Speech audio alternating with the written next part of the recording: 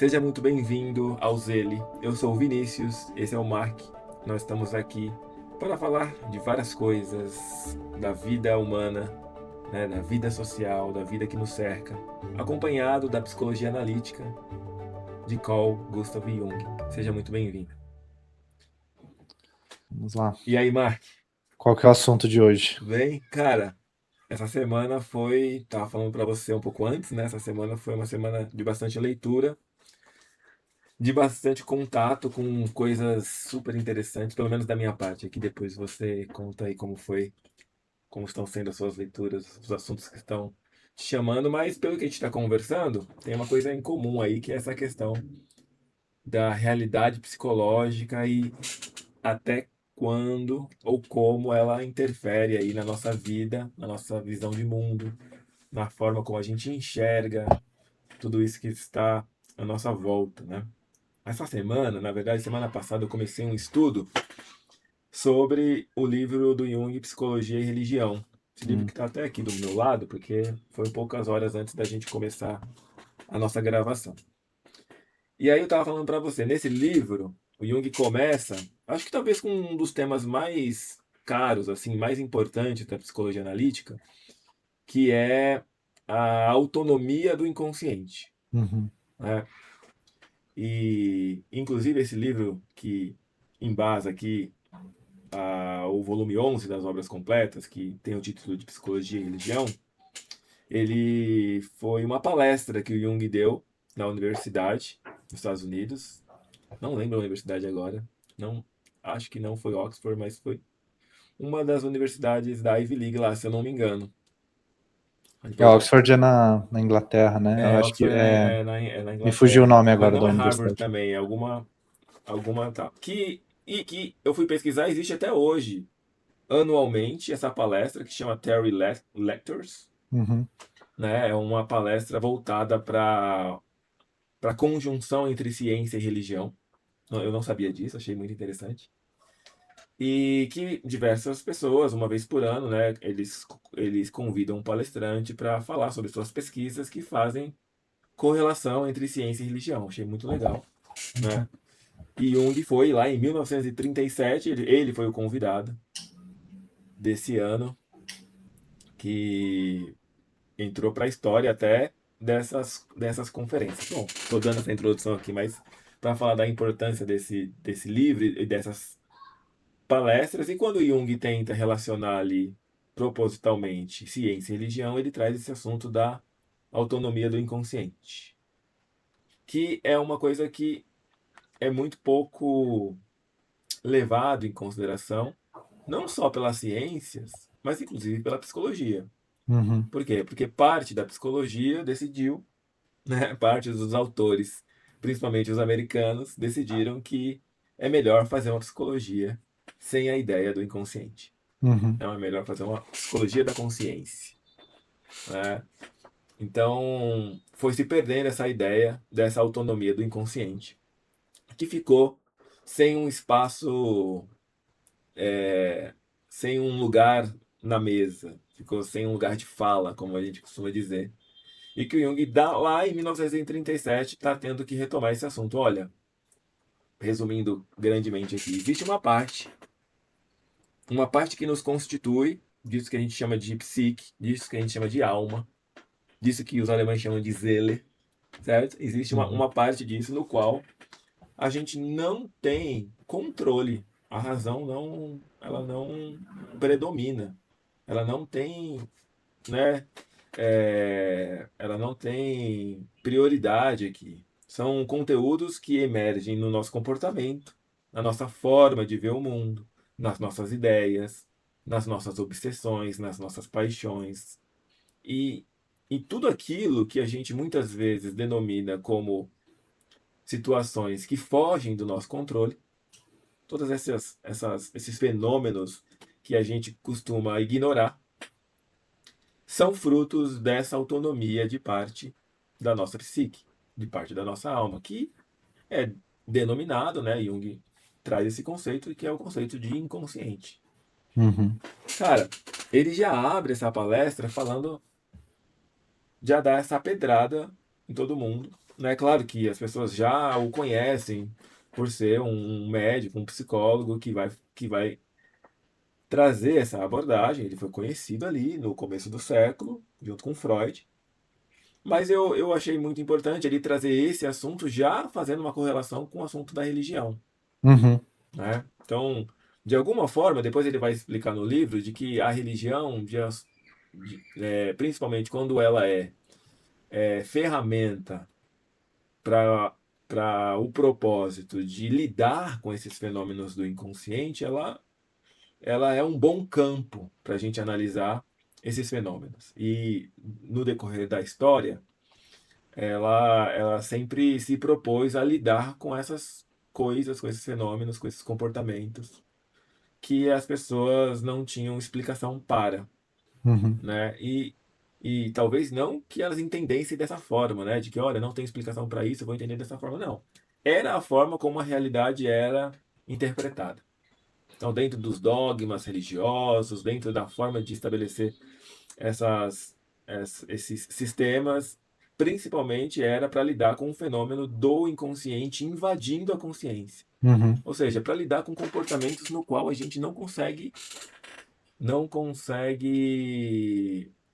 controlar, né? Desde uma paixão, de uma coisa daquilo que a gente chama de instinto, desde aquela coisa visceral, até até experiências que a gente vai classificar como experiências luminosas, experiências divinas, experiências que hoje a gente vai dando outros nomes também, experiências espirituais, transcendentes e tal.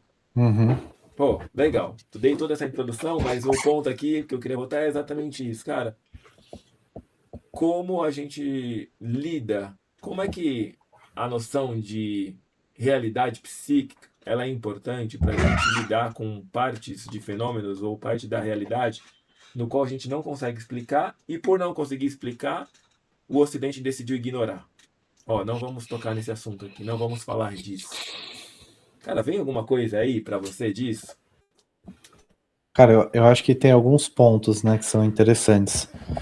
Primeiro, quando a gente olha, né, para a ideia do inconsciente, o Jung ele vai separar ali, né, os conteúdos do inconsciente em duas categorias, né, de certa forma, né? Ele vai falar ali, a gente tem aquele inconsciente que está relacionado a conteúdos pessoais, né, ou seja, que contém ali experiências, emoções e memórias que estão relacionadas à minha vida pessoal, e a gente tem ali uma categoria de conteúdos que diz respeito ao inconsciente que ele chama de coletivo.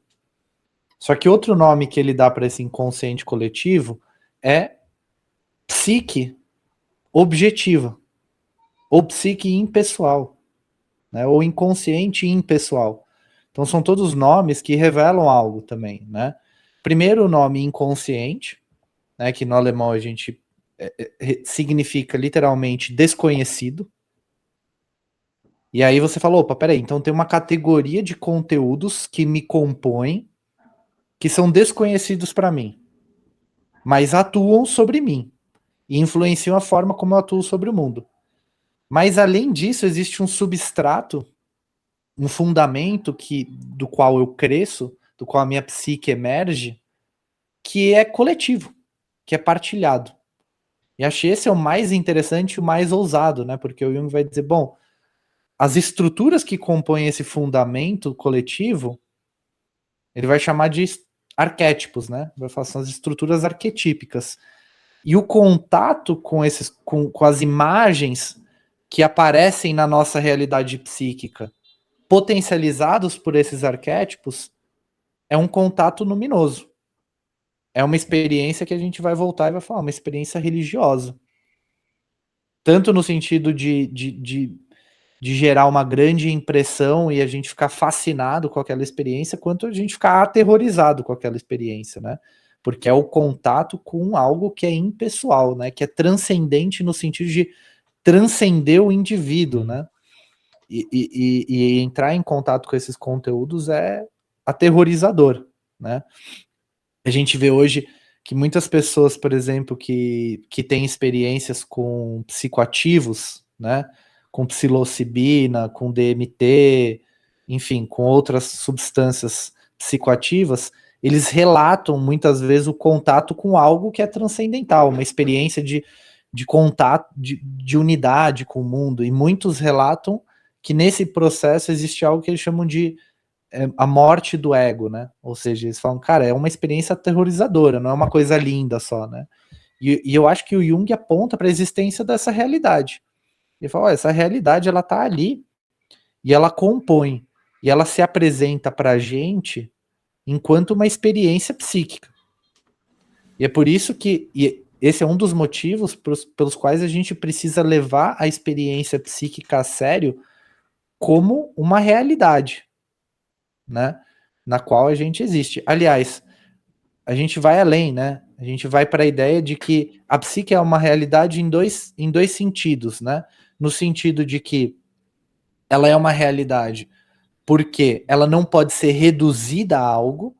Então a psique, a gente não pode reduzir a psique ao cérebro, a gente não pode reduzir a psique à matéria, a gente não pode reduzir a psique aos processos biológicos.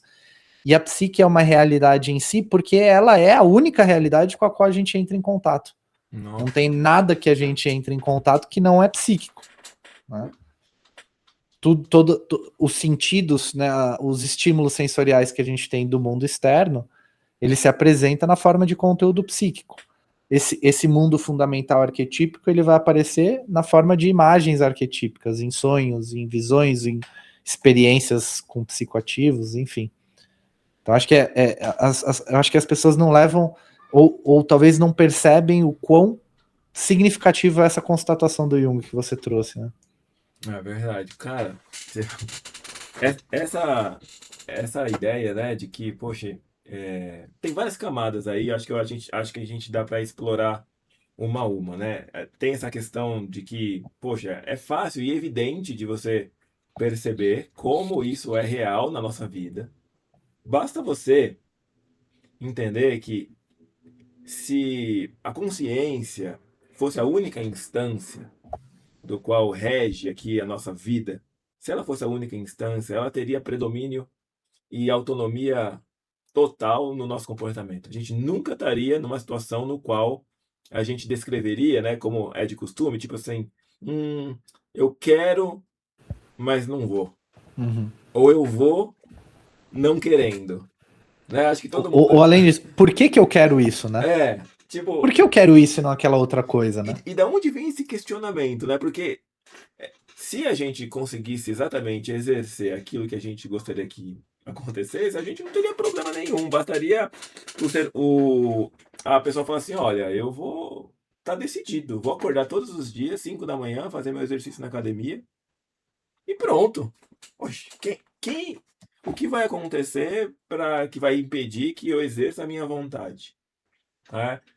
Ah, mas pô, acordo lá e. Ah, então. É, né, tipo, olhando para uma questão mais fisiológica, não, é meu corpo que ao acordar cedo talvez não tenha o estímulo necessário, então é necessário que existe uma química para que eu levante da cama e tal.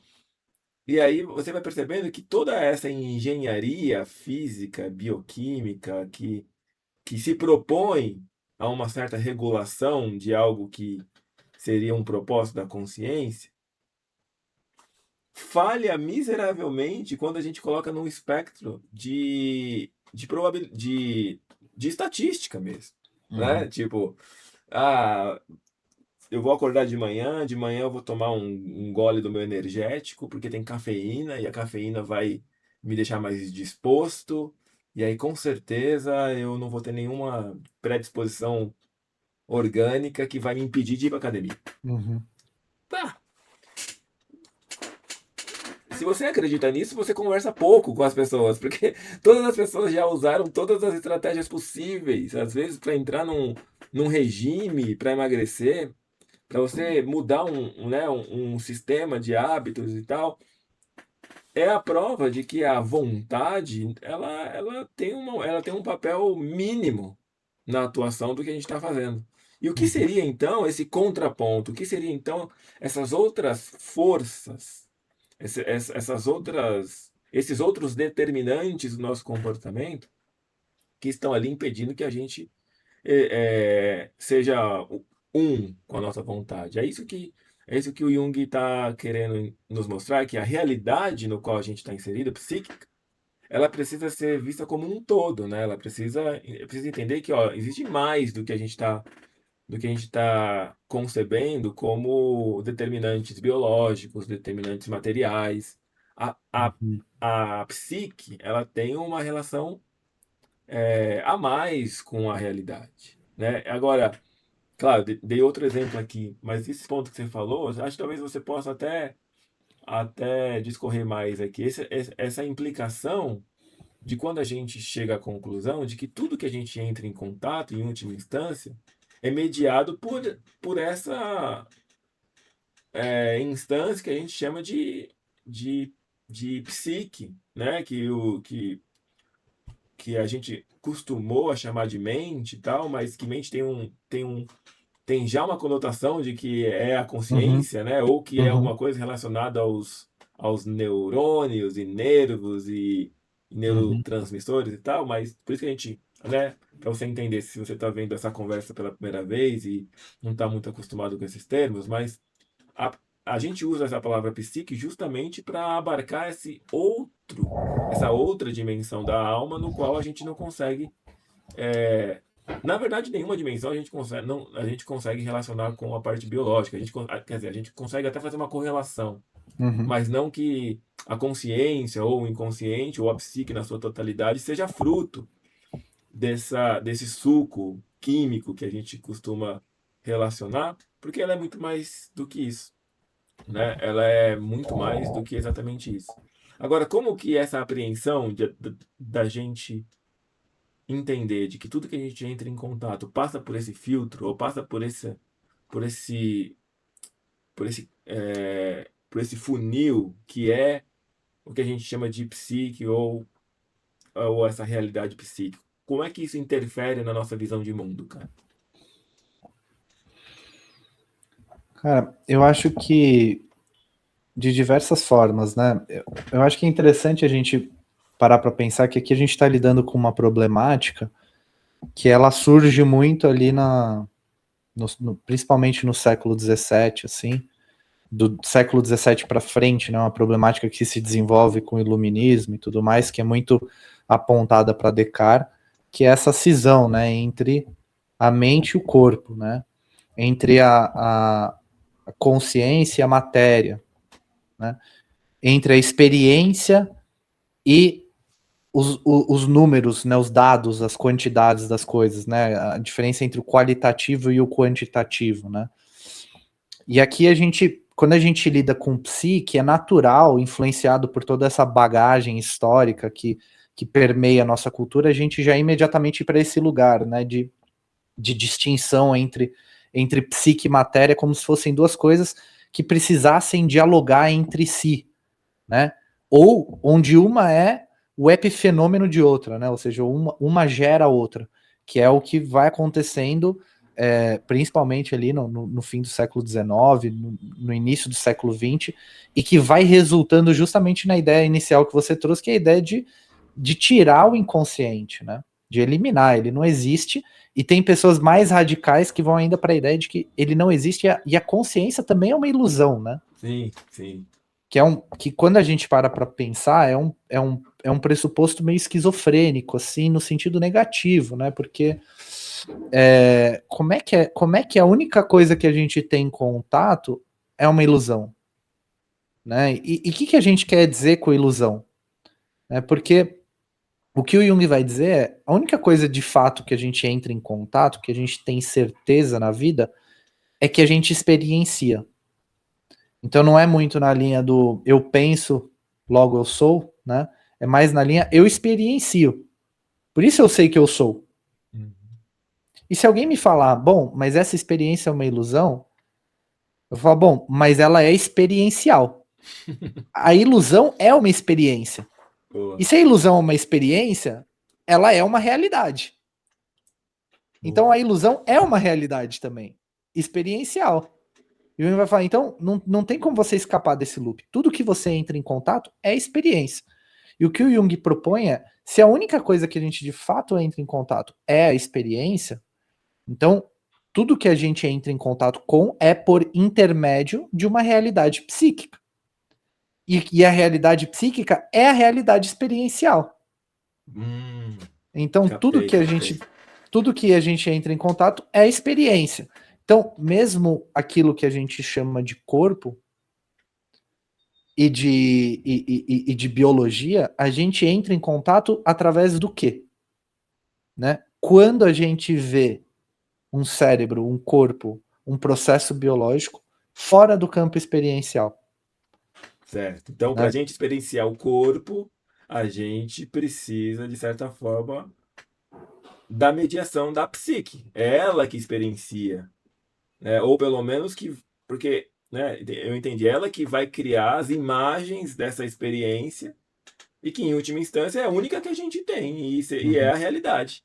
Uhum. Né? Ou seja, a realidade ela é dada pela experiência que é captada e, e imaginada, né? No caso, que vai. Essa é a palavra, né? Vai ser imaginada através da psique. Ou seja, em última É, instância, a gente não tem como fugir disso. exato. Tudo é experiência, né, Tudo é em última experiência. instância, né? E aí é interessante até esse movimento de apego à matéria, né? Porque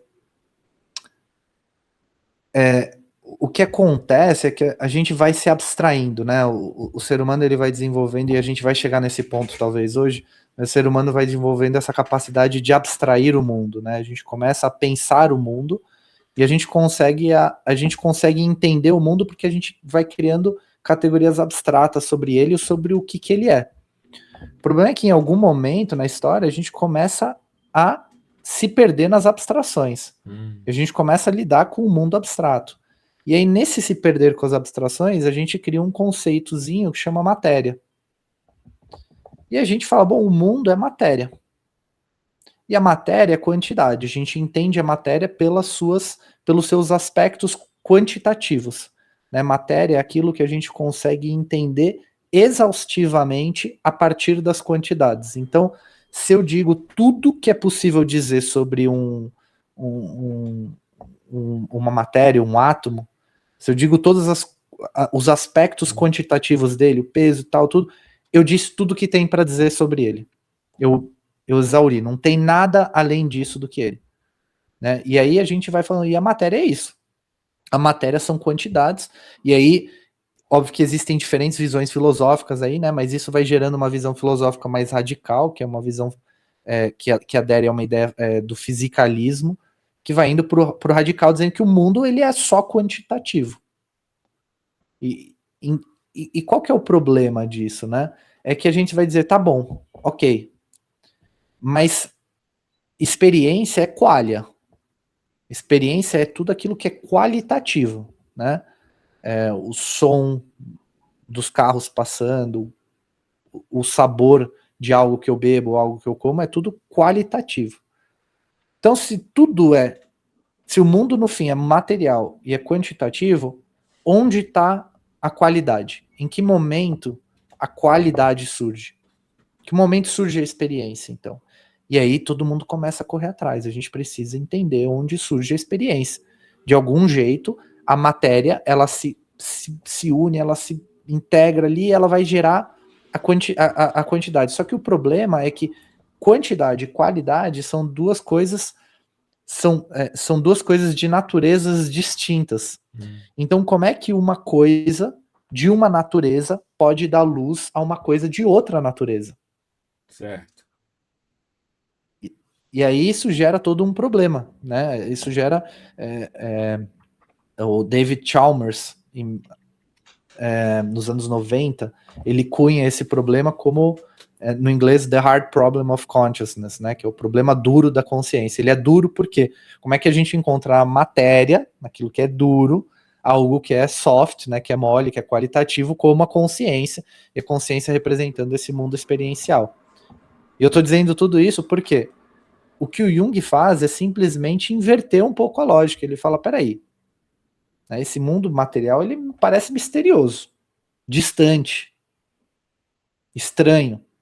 Vamos começar a trabalhar com aquilo que a gente sabe que existe? E o que eu sei que existe? Eu sei que existe experiência. Então, o que eu vou descobrir a partir do momento que eu mergulhar nesse mundo experiencial? E aí ele vai chegando, né, nessa realidade objetiva que a gente estava falando, né? Um longo processo, por diferentes caminhos, ele vai chegando, opa, peraí, mergulhando nesse mundo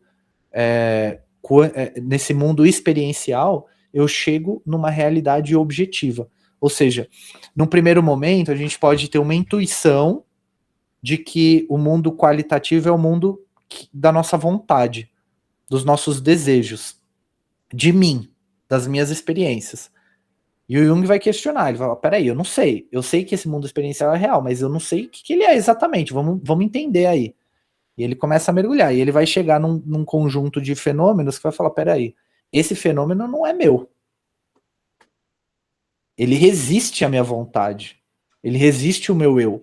Então o que é esse fenômeno? O que é essa realidade que é objetiva ainda? Como é que a gente lida com isso, né? Enfim, falei um monte aí, vou passar a Não, bola aí. não, mas eu acho que você estava quase ali entrando, talvez, numa coisa que eu li essa semana, que é sobre do que é então essa realidade. Quando a gente considera que a realidade ela é a experiência, né? E psicologicamente isso faz total sentido, né? Porque aquilo que vai compor a ideia de mundo que a gente vai estabelecer, ela está totalmente baseada na nossa experiência, né? As coisas, elas até podem existir numa, dentro de uma lógica fora da experiência, dentro de uma lógica temporal, no qual, né, você se ausenta da experiência e retorna para a experiência, parece que alguma coisa permanece ali, Uhum. né? Parece que, poxa, eu vou para algum lugar, volto para algum lugar, a minha casa tá lá ainda, eu volto para ela tá todos os dias lá e tal. Sim, Então, tem essa questão de que parece que a experiência aponta também para uma certa realidade objetiva, material, no qual se sim. afasta um pouco dessa, dessa ilusão, né, de que a matéria seria um subproduto também, né, um epifenômeno da psique. É, é, eu acho que esse é um ponto importante, né? Esse é um ponto importante. Se eu puder fazer um Não, comentário já aí. vai, já eu fiz Porque, até meio que uma provocaçãozinha pra gente pensar isso também, porque deve estar passando na cabeça de quem tá assistindo, né? Mas é, peraí, como é que é isso? porque eu acho que aqui a gente tem que tomar cuidado, né, de falar que o que a gente está trazendo é a ideia de um solipsismo, né? Ou seja, a ideia de que toda a realidade existe na minha mente, na minha experiência individual. E aí a gente cai numa ideia também perigosa, né? Que se assemelha um pouco à ideia da consciência é uma ilusão, né? A ideia não é essa, e é justamente isso que está contido nessa objetividade da psique. Porque o Jung vai dizer, bom, peraí, a gente sabe que tudo que a gente entra em contato é uma realidade experiencial. Quando eu vou para o mundo, eu lido com um mundo que é experiencialmente objetivo, né? Essas coisas objetivas que eu lido nesse mundo objetivo, eu vou chamar de matéria. E essa matéria tem uma independência à minha experiência pessoal, né? Por isso que eu chamo ela de objetiva, né? Porque ela está fora do meu subjetivo.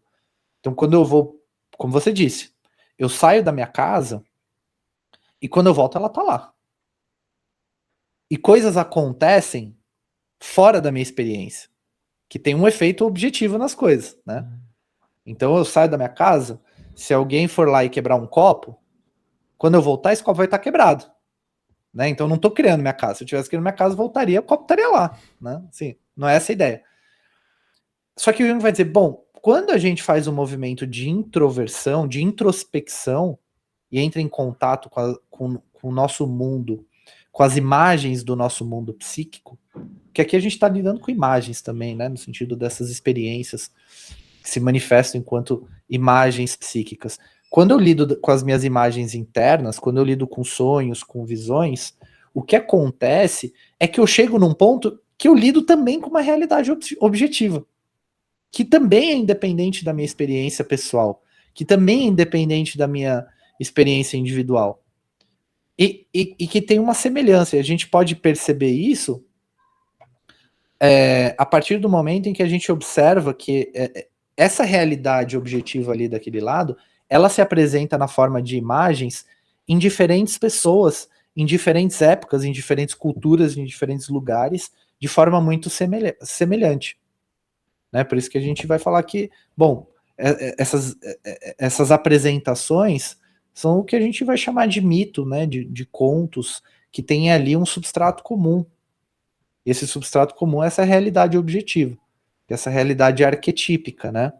A gente fala, pô, como é que em culturas diferentes que não deveriam ter dialogado entre si, mitos muito semelhantes aparecem, né? Como é que isso acontece, né? Isso deve acontecer porque as pessoas que trazem esses mitos devem ter entrado em contato com essa realidade objetiva, né? Então não é um fruto, né, de uma fantasia individual. Então a ideia é, assim como existe uma realidade objetiva material, existe o que a gente poderia chamar de uma realidade objetiva externa, e existe então uma realidade objetiva interna. É. E é interessante, porque se a gente pega essa provocação, né? Bom, se a gente pega a ideia, né, de que a gente está sempre lidando com a experiência, então a gente sempre está lidando com imagens dessas realidades objetivas, né? Então, por exemplo, eu lido com uma imagem que representa um potencial arquetípico. Não estou lidando com o arquétipo em si. Né? Essa é uma ideia que o Jung traz ali de Kant, de Platão, de Schopenhauer. Né? O Kant falava do númenon e do fenômeno. Né? O númenon é transcendental, nunca entra em contato. O fenômeno é aquilo que eu entro em contato. Né? Platão fala do mundo das ideias, né? Que a gente não entra em contato. E o Jung vai falar, bom, a gente tem um mundo arquetípico, que a gente não entra em contato, a gente entra em contato com as imagens arquetípicas. Mas a gente poderia pegar a provocação da matéria e falar, a gente não entra em contato com a matéria, a gente entra em contato com representações da matéria. A gente não sabe o que é matéria. Eu não sei o que é matéria. E acho que ninguém sabe. A gente tem milhões de teorias, mas a matéria é um mistério. Então, se a gente pega a ideia de que ninguém sabe o que de fato é matéria, então a matéria é desconhecida. Se ninguém entra em contato diretamente com o arquétipo é, em essência, desconhecido. A palavra que o Jung usa em alemão para o desconhecido é a palavra que se traduz para inconsciente. E o inconsciente, que é impessoal e objetivo, ele é o inconsciente coletivo, que o Jung chama. Então, de certa forma, tanto na nossa experiência exterior quanto na nossa experiência interior, quando a gente excede o nosso individual, a gente entra em contato com o inconsciente coletivo. Né? Tá.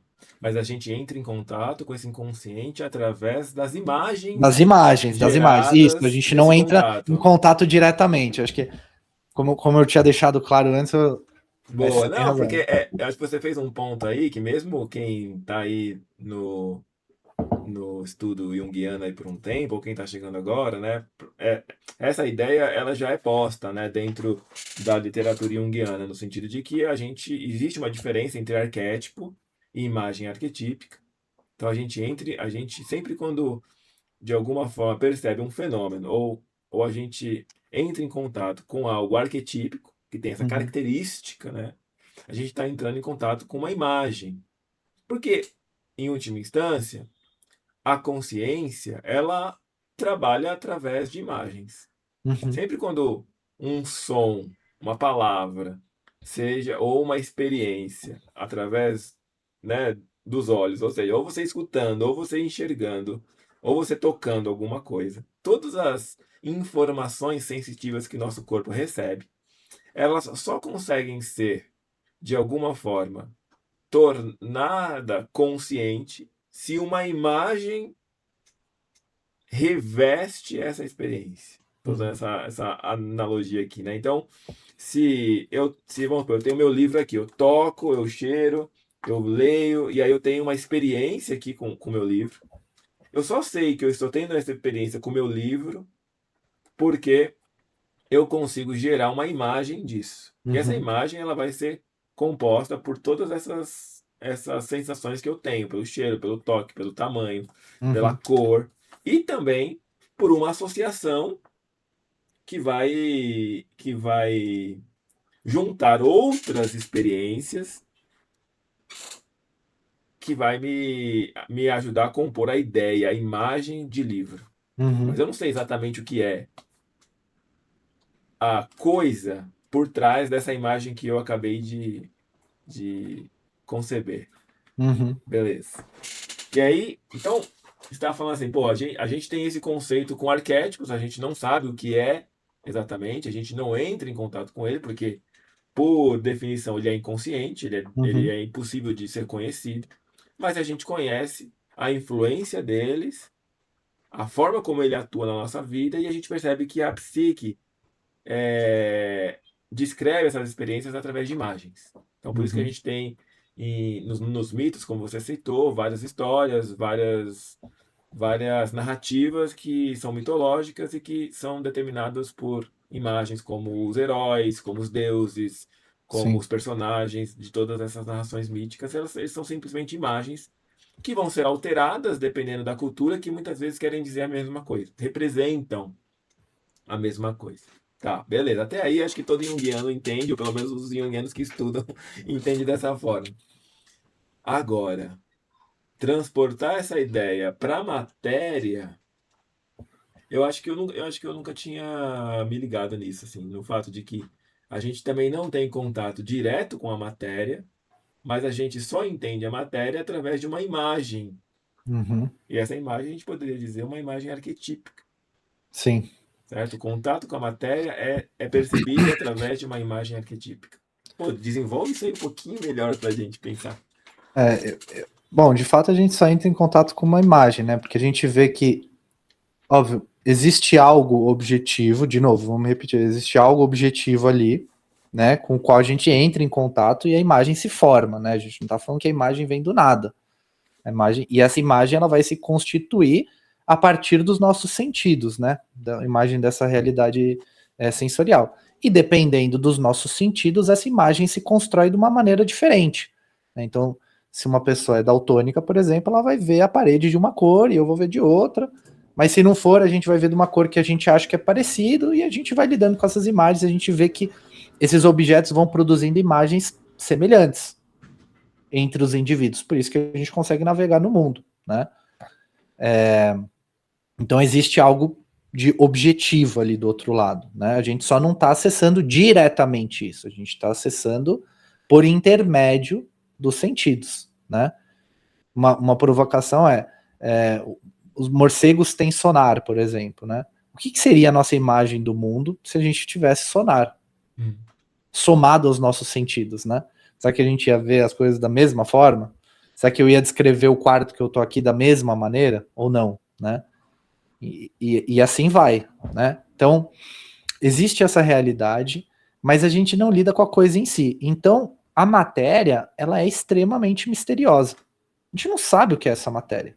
E tiveram muitos esforços para a gente encontrar a matéria, né? Teve ali a tentativa de encontrar o bóson de Higgs e tudo mais, que são tentativas que não chegaram ali naquela matéria fundamental que muitos esperavam chegar, né? Que falasse, ó, esse é o bloco fundamental que vai constituir a nossa realidade, né?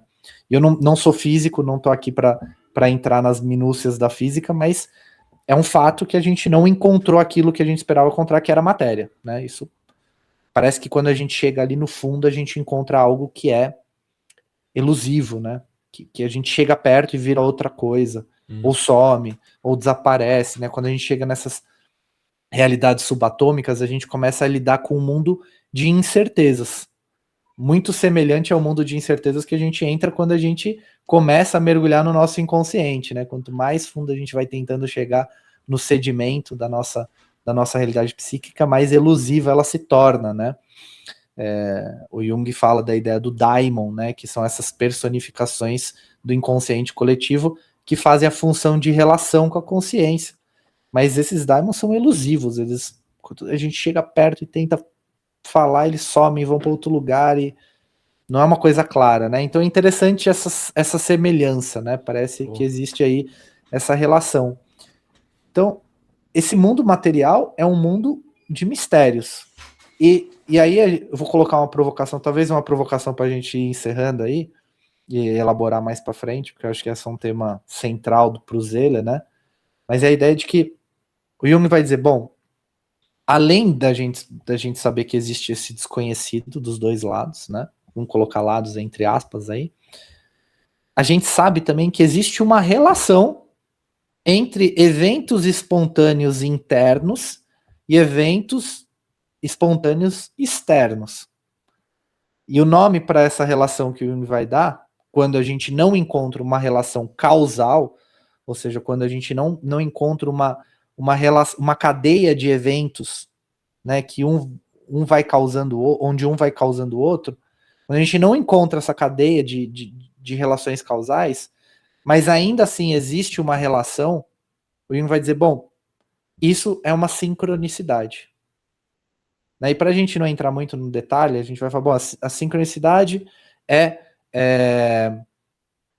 uma coincidência significativa, né? Ou seja, uma relação entre um evento que acontece interno, um sonho, uma visão, e um evento que acontece do lado de fora. Né? Eu estou aqui resumindo, a gente pode entrar em detalhes depois, mas acontece um evento do lado de fora. E existe uma categoria, né, de sincronicidades, que é a categoria de visões premonitórias, por exemplo, né? Que todas entram nesse questionamento, mas vamos pegar a ideia da premonição aqui, né? Então, como é que eu sonho com uma coisa? Isso premonição é um fenômeno que é observado em praticamente todas as culturas, em todas as épocas, a gente tem relatos da ideia de premonição. Então, enquanto uma realidade psíquica é uma realidade psíquica, é uma realidade que a gente ainda não entendeu cientificamente, mas é uma realidade. Então, a gente sabe que, bom, por que é a premonição? Vamos lá, eu sonhei que eu desci na minha rua e um Fusca azul bateu no Fusca vermelho. Vamos pegar uma premonição bem literal aí. E aí eu acordei, desci na rua, fui pra padaria, parei na esquina e um Fusca bate no outro. Igualzinho. Fala, bom, existe uma relação aí entre esse evento interno e o evento externo. Eu falo, para ter uma relação, esse misterioso do lado de fora que está por trás da matéria e o misterioso do lado de dentro que está por trás das imagens arquetípicas deve ser o mesmo fundamento, né? E esse é o ponto que eu estava querendo chegar. Tá. Sim, sim. Você a gente vai desenvolver mais isso em outras conversas, com certeza. Sincronicidade é uma coisa que a gente precisa falar muito, né? Porque existem várias ideias aí meio erradas e também existem muitas ideias simplistas também, né? Mesmo dentro da comunidade, às vezes tem uma visão muito rígida sobre sincronicidade. Mas beleza, beleza. O que eu fiquei pensando quando a gente estava falando ainda do mistério da matéria, né, e do mistério de como é inacessível ainda pra gente, se é que um dia a gente vai chegar lá, é essa perseguição psicológica de entender o que é a matéria, de finalmente encontrar essa fonte, né? Essa fonte que vai determinar, olha, com o paralelo psicológico, com a intenção de um dia se provar Deus, né? Uhum. Tipo, de lá da gente ir lá e conseguir descrever esse fenômeno que por um lado a ciência ignora, mas por outro lado não percebe a semelhança dessa perseguição desse substrato último numa instância aonde tem as mesmas características de impossibilidade de conhecimento. É aí que eu queria Uhum. chegar. A Uhum. gente, a gente não pode conhecer o, o arquétipo, a gente não pode conhecer o númen, assim como a gente não pode conhecer a essência da matéria. Uhum.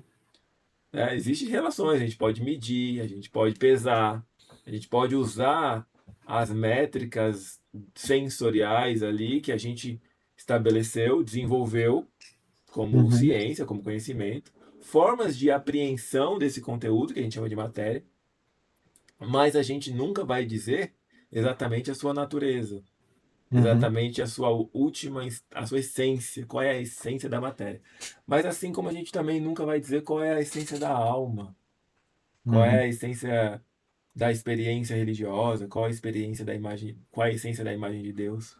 São uhum, coisas semelhantes que, por curiosidade, são dois polos que o mundo acabou se dividindo, onde as pessoas acabam até brigando, né, defendendo um lado ou outro, sem perceber que estão dentro do mesmo espectro. Ou seja, existe uma linha que a gente, para encerrar aqui, acho que talvez nosso assunto existe uma realidade que une esses dois contextos, que é a proposta da realidade psicológica, né? É uhum, a proposta de que real é aquilo que aparece na consciência, é aquilo que afeta a, a, a, a consciência, mesmo não sabendo o que é em sua essência.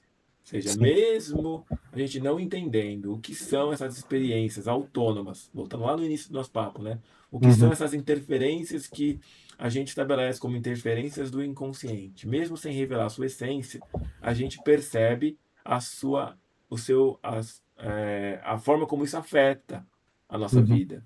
E a matéria é a mesma coisa, mesmo sem entender a sua essência, a gente percebe como isso afeta a nossa vida, sim. como isso muda a dinâmica da nossa realidade, que em última instância, então, real é tudo aquilo que nos afeta. Uhum, Seja matéria, seja algo material, seja algo imaterial. sim. Né? Então, eu acho que isso traz a gente para uma discussão do que é realidade para um outro lugar, né? Sem Sim. acho que é legal. Sem tomar partido de um lado para o outro, sem estabelecer que existe uma realidade espiritual no qual o mundo é uma ilusão, ou existe uma realidade material no qual as relações espirituais é uma ilusão. Talvez exista Uhum, um lugar assim que a psicologia nos coloca de que, peraí, vocês percebem que em última instância vocês estão falando da mesma coisa? Vocês navegam dentro de um mesmo espectro? E será que uhum, esse espectro não é o espectro psicológico, a realidade psíquica que anda em todos esses campos? uhum. E não poderia essa realidade psíquica indicar algo, né, que poderia a gente compreender essas coisas mais de uma forma unificada, né? Gerar essa provocação, né? De será que todas essas coisas que a gente está tentando relacionar nunca estiveram não relacionadas, né? A Boa. gente está tentando conciliar psique, matéria e arquétipo, e a gente fala, mas será que essas são coisas diferentes que a gente precisa conciliar?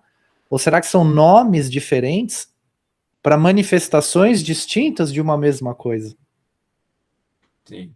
Eu acho que esse assunto aí dá muito pano Um pra pouco, manga. né? E, E essa é uma gente, provocação que vem com Jung. É.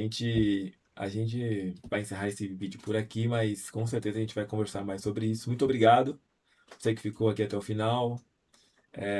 Sejam muito bem-vindos mais uma vez e até o próximo vídeo. Valeu. E é importante, Vini, para quem gostou desse vídeo, para quem ficou até aqui, ajudar a apoiar, né? Seguir o nosso canal, gostar do vídeo aí, para ir acompanhando como essas discussões vão se desenvolvendo, né? Boa. É isso. É isso, gente. Valeu.